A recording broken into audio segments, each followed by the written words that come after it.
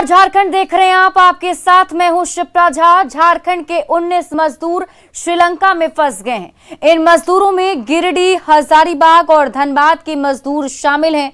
श्रीलंका में फंसे मजदूरों ने वतन वापसी के लिए झारखंड सरकार से गुहार लगाई है।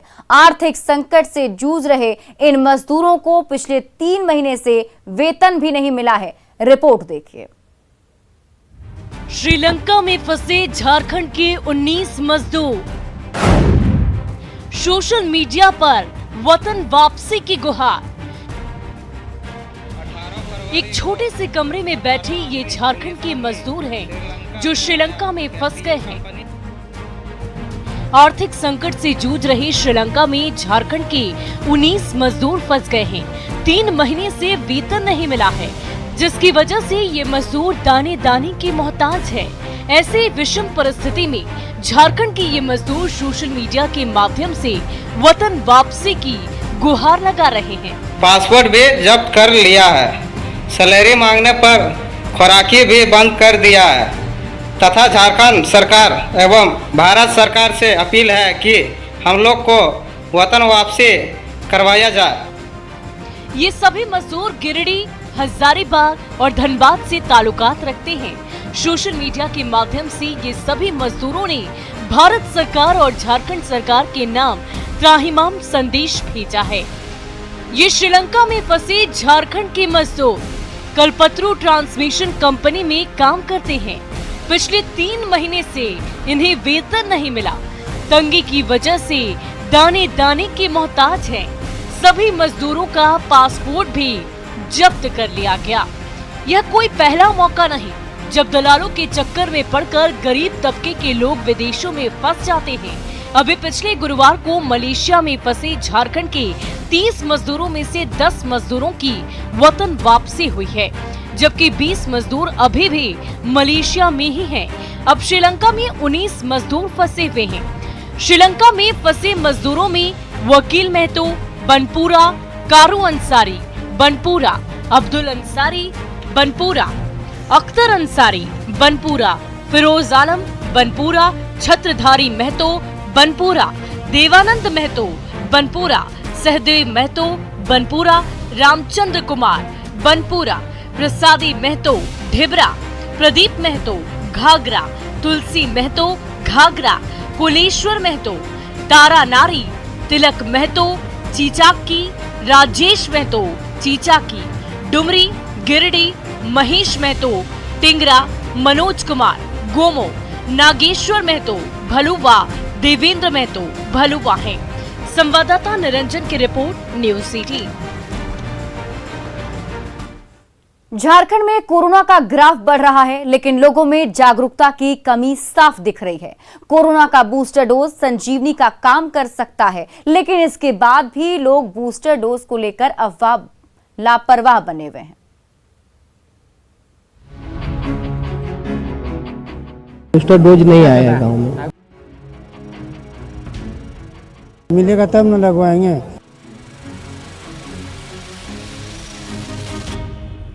बढ़ते कोरोना के मामलों ने देश को चौथी लहर के मुहाने पर खड़ा कर दिया है। झारखंड भी इससे अछूता नहीं है। पिछले 4 दिनों में कोरोना के नए केस के आंकड़ों को देखें तो झारखंड में कोरोना का ग्राफ बढ़ता हुआ दिखाई दे रहा है। 28 अप्रैल को झारखंड में 1 केस सामने आया था। 29 अप्रैल को भी 1 केस ही सामने आया था, जबकि 30 अप्रैल को 6 केस सामने आ गए। वहीं 1 मई को 4 केस सामने आए। ये आंकड़े बताने के लिए काफी हैं कि बाकी राज्यों की तरह झारखंड में भी कोरोना रफ्तार पकड़ने लगा है। बढ़ते केस के बावजूद लोगों में जागरूकता की कमी साफ साफ दिख रही है। अब रिम्स में आए इन लोगों को ही देख लीजिए। न्यूज 18 की टीम ने जब इनसे प्रिकॉशन डोज के बारे में पूछा तो 100 में से 90 लोग इस बारे में लापरवाह दिखे।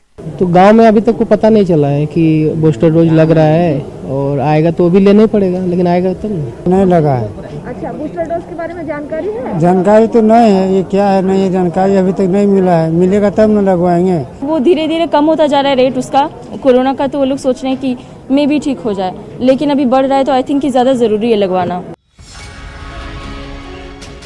हाल ये है कि लोगों को कोरोना संक्रमित होने के बाद इलाज करवाना तो मंजूर है, लेकिन बचाव के लिए बूस्टर डोज लगाने से परहेज है। ठीक सामने आप देखिए कोविड ग्राफ एक तरफ बढ़ रहा है, पर वहीं लोगों की सजगता देखिए, चेहरे पर मास्क नहीं है।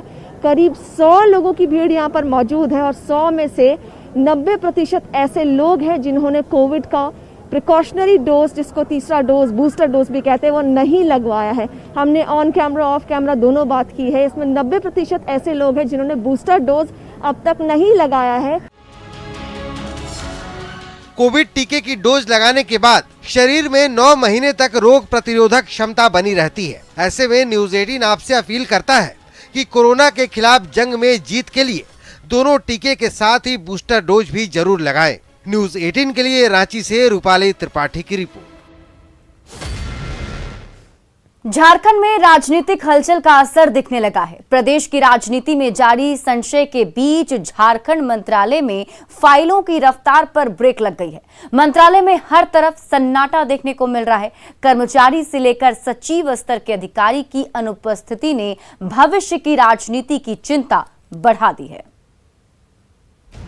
झारखंड मंत्रालय में इन दिनों पहले वाली वो रौनक देखने को नहीं मिल रही है। ना कैबिनेट मंत्रियों का वो लाव लश्कर दिख रहा है और ना ही अधिकारियों के सफेद गाड़ियों का वो काफिला। हर तरफ सन्नाटा ही सन्नाटा पसरा है। सरकारी फाइलों की रफ्तार भी पूरी तरह से थम गई है। मतलब सरकारी योजनाओं की रफ्तार पर ब्रेक लग गया है। झारखंड की राजनीति में पिछले कुछ दिनों से संशय की स्थिति बनी हुई है। बीजेपी के द्वारा कई खुलासे और धमाकों के बाद कई तरह के कयास लगाए जा रहे हैं। इस वक्त हम झारखंड मंत्रालय में हैं और इसका सबसे ज्यादा अगर असर कहीं देखने को मिल रहा है तो वो झारखंड मंत्रालय है, जहाँ चाहे वो मुख्यमंत्री की बात करें, दूसरे मंत्रियों की बात करें, अधिकारियों की बात करें और खासकर सचिव स्तर के अगर अधिकारियों की बात करें तो उनकी उपस्थिति बहुत कम हो गई है। झारखंड के मुख्यमंत्री हेमंत सोरेन फिलहाल बीजेपी के निशाने पर हैं। हर दिन राजनीतिक गलियारों में बीजेपी हेमंत सरकार को घेर रही है, जिसका असर अब झारखंड मंत्रालय में कामकाज पर देखने को मिल रहा है। बीजेपी खुले लहजे में कह रही है कि समझा जा सकता है कि इसके लिए दोषी कौन है।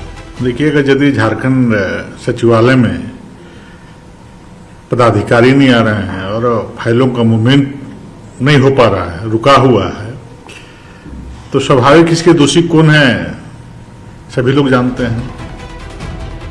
वहीं बीजेपी के खुलासों के बाद से ही सत्ता पक्ष एक षड्यंत्र के तहत राज्य के विकास को प्रभावित करने का आरोप लगा रही है। कांग्रेस की दलील है कि ऐसी खबरों से ही दफ्तर में स्थिरता आई है। हम समझते हैं कि इससे बहुत कोई विकास में बाधा नहीं पड़ती है, किंतु ये सत्य है कि इस तरह की अस्थिरता की खबरें इसलिए फैलाई जाती है ताकि अधिकारियों पर एक जो बिचौलियों का एक बड़ा कुंबा अधिकारियों के साथ मिला रहता था, जिन बिचौलियों का फूल माला प्लेट थाली से संबंध होता था, उनका काम इस सरकार में नहीं चल पा रहा है। तो इस तरह की अस्थिरता की खबरें फैला करके अधिकारियों को एक तो डराना, और उसका असर ये होता है कि कई बार लोग जो छोटे बड़े अधिकारी होते हैं वो ऐसे कामों में शिथिल हो जाते हैं। झारखंड में हमेशा से ही अधिकारियों के कामकाज को लेकर सवाल उठते रहे हैं। फिलहाल सरकारी फाइलों पर अधिकारियों की कलम नहीं चल रहे हैं। अधिकारी भी मौजूदा राजनीतिक तापमान को मापने में लगे हैं, लेकिन इस बीच राज्य का विकास प्रभावित हो रहा है। रांची से संवाददाता अविनाश कुमार की रिपोर्ट। झारखंड में आज से नई उत्पाद नीति लागू हो गई और इसके साथ ही झारखंड में आज से क्यूआर कोड पर शराब की बिक्री शुरू हो गई। यानी आज से क्यूआर कोड के बगैर शराब की बिक्री नहीं होगी। शराब की हर बोतल पर क्यूआर कोड लगा होगा ताकि टैक्स की चोरी को रोका जा सके। झारखंड में नई उत्पाद नीति लागू हो चुकी है। सोमवार से पूरे राज्य में शराब की बिक्री शुरू हो गई। शराब की बोतलें क्यूआर कोड के साथ बिक रही हैं। हालांकि इसमें परेशानी भी आ रही है। झारखंड सरकार अवैध शराब रोकने को लेकर नई शराब नीति लागू की है और इस वक्त मैं शराब के दुकान के पास हूं, आप देख सकते हैं। लेकिन इसमें जिस तरह से झारखंड सरकार ने क्यूआर कोड लागू किया है उसको लेकर कई तरह के टेक्निकल व्यवधान आ रहे हैं और शराब विक्रेता इसको लेकर के समझ में न आ रहा है। उसी को लेके भी शराब की दुकान अभी भी बंद दिखाई दे रही है। झारखंड में भी शराब की बिक्री से लगभग 1800 करोड़ राजस्व की प्राप्ति होती है। सरकार की योजना है कि राजस्व को 3000 करोड़ के स्तर पर पहुंचाया जाए। पहले कहा जा रहा था कि सरकार खुद शराब बेचेगी, लेकिन टेंडर छत्तीसगढ़ की कंपनी को दे दिया गया, जिससे झारखंड खुदरा शराब विक्रेता संघ काफी नाराज है। ये सरकार का नाम है JSPCL का नाम से लाइसेंस है, पर वो प्राइवेट एजेंसी को दे रखा है। ये नहीं होना चाहिए था। अगर प्राइवेट एजेंसी को दिया भी तो झारखंड के लोगों को देना चाहिए था, झारखंड के व्यवसायियों से विचार करना चाहिए था। तो मुझे कहना है कि सरकार इस तरह का प्रयोगशाला को रोके, और नहीं तो हम लोग तो कोर्ट के शरण में गए हैं। माननीय उच्च न्यायालय में हमारी 10 तारीख को सुनवाई हो रही है। सरकार ने नई शराब नीति तो लागू कर दी, लेकिन दुकान में शराब उपलब्ध ही नहीं कराया गया है, जिससे दुकानदारों के साथ साथ ग्राहकों को भी परेशानी हो रही है। रांची जिला खुदरा शराब विक्रेता संघ का दावा है कि ये नीति अगले 6 महीने भी नहीं चल पाएगी। चलाने दीजिए, झारखंडी हम लोग हैं भाई, हम लोग झारखंड के लोग को रोजगार में रहने दीजिए। लेकिन एक बार भी ये आवश्यकता नहीं पड़ी और आज छत्तीसगढ़ वाले को दिए, तो खैर आगे सरकार ज्यादा लाभ के प्रतीक्षा में है, तो हो सके हो भी, ऐसा नहीं कर सकते। लेकिन हम लोग जो प्रैक्टिकली जो काम किए हैं वो हम लोग सब अपने में अनुभव है कि क्या हो सकता है आगे तो हमको लगता है 6 महीना मुश्किल से चलेगा जैसा परिस्थिति है। अब कौन सा पॉलिसी में ये लोग आए हैं।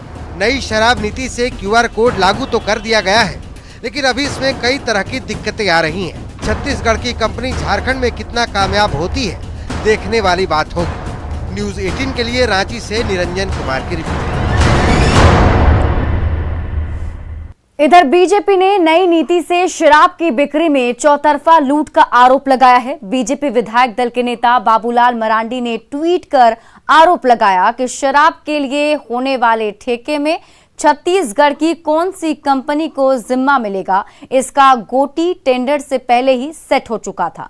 बाबूलाल मरांडी ने आशंका जताई थी कि 1 अप्रैल को निकाले गए टेंडर में कुल 10 जोन में से 9 जोन में निविदा पड़ने के बावजूद एक सोची समझी साजिश के तहत कंपनी विशेष को लाभ पहुंचाने के उद्देश्य से विभाग ने टेंडर रद्द कर नया टेंडर निकाला था। बोकारो में सरकार के निर्देशों की धज्जियां उड़ाई जा रही हैं। शराब नीति के नाम पर युवाओं से फर्जीवाड़ा किया जा रहा है।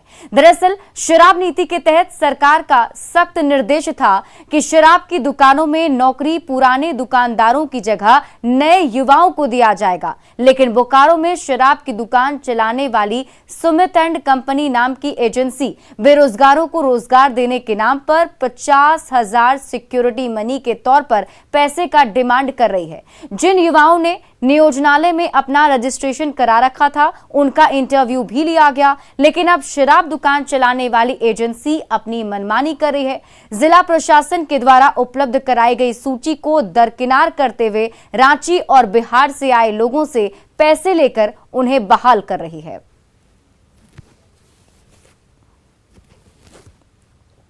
जमशेदपुर के कदमा स्थित एक स्कूल के स्पोर्ट्स टीचर परवेज आलम पर अप्राकृतिक यौनाचार करने का आरोप लगा है। आरोप है कि टीचर परवेज आलम बच्चों के साथ यौनाचार करता है। परवेज अक्सर बच्चों को बहला फुसलाकर यौनाचार करने की कोशिश करता है। पूरे मामले का खुलासा तब हुआ जब 13 साल का 8वीं का एक छात्र अवसाद में आकर खुदकुशी करने की कोशिश कर रहा था। आत्महत्या करने से पहले ही परिजनों ने बच्चे को रोका और आत्महत्या करने का कारण पूछा तो बच्चे ने पूरी आपबीती सुना दी, जिसके बाद परिजनों ने थाने में शिकायत दर्ज कराई है।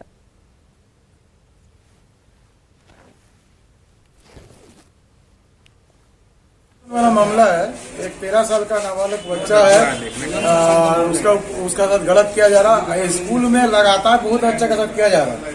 अभी परवेज आलम बोल के जो है, ये स्कूल टीचर है, वहाँ का गेम टीचर। ये बच्चा लोग को डरा धमका के ले जाता है, खेलकूद का नाम से नंबर नहीं देंगे, फेल करवा देंगे बोल के बहुत बच्चा का साथ ऐसे जोड़ना शोषण कर दिया। पहले भी 2 बार इसका केस हुआ है। हमको टीचर ले जाता है रूम में, ले जाके बोलता है कि गेम खेलो, सब तुम्हारा ही है, अगर तुम मेरा साथ नहीं दोगे तो तुम्हारा बहन को हम लोग फेल करवा देंगे, तुमको फेल करवा देंगे। बोल के इसका साथ गलत काम करता है। नंबर मांगा, फोन नंबर अपना घर भी बुलाता था। हाँ, घर भी बुलाता था एवं इसका साथ अपना प्राइवेट पार्ट मैंने पकड़ाता था और बहुत गलत काम करता था। बच्चे सारे इकलौता बेटा ही मिलेगा जो घर भी स्कूल में पढ़ता है, वो क्लास 8 है उसका सर। उसके साथ वीरवार के दिन ये स्पोर्ट्स होता है उनका, वे टीचर है, स्पोर्ट टीचर है वहाँ पे, कोई परवेज क्या आलम है, परवेज आलम। तो उसको अकेले रूम में बुलाता है वहाँ पे और बाकी बच्चों को और गिरिडीह के चैताडीह एमसीएच में बड़ी लापरवाही सामने आई। मातृ और शिशु इकाई में एक नवजात को चूहे ने कुतर दिया है, जिसके बाद जच्चा बच्चा को धनबाद ले जाया गया। बच्चे की स्थिति गंभीर बताई जा रही है। तो झारखंड के सरकारी अस्पताल में बड़ी लापरवाही सामने आई है। आपको बता दें, यहां नवजात बच्चे को चूहे ने काट लिया है। चैताडीह एमसीएच का ये मामला है, जहां नवजात को चूहे ने काट लिया।